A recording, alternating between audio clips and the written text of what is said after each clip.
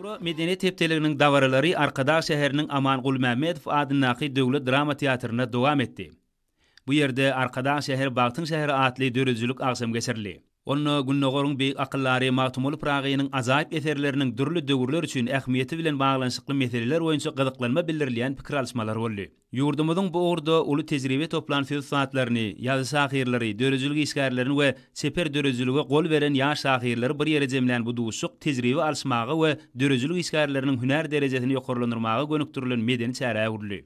Özünün dünýä nusgalyk dörejüligi arkaly türkmen halkynyň köp asyrlyk pehem paýgatyny, şahyrany diliniň gözelligini, her bir insanyň kalbyna siňýän gymmatlyklary wagt eden Magtumul Pragynyň edebi mirasy baradaky meseleler bu ýerde geçirilen duşugyň esasy mowdugyna urly.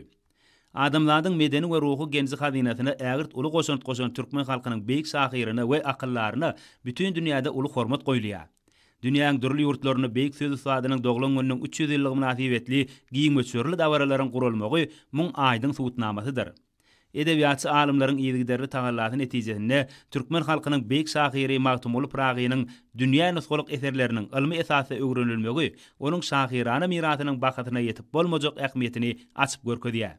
Dörejülük agsamyna gatnaşyjylar milli medeniýetimiziň, sungatymyzyň we edebiýatymyzyň içki öwrenilmegi, bu urlaryň dünýäde giňden wagt edilmegi babatda ýygyderli tagalla edýän türkmen halkynyň milli lideri Gahrman Arkadagymyza we hormatly prezidentimize hoşallyklaryny beýan etdiler.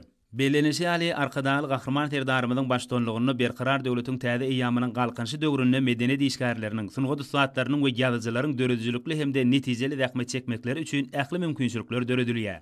Şeýle-de bu ýerde watana söýgü, türkmen topragynyň gözelligi, döwlet başçylygymyzyň ýol başçylygyna durmuşa geçirilýän döwrewap özgörtmeler baradaky şahyrany eserler hemde beýik şahyryň goşgulary okully.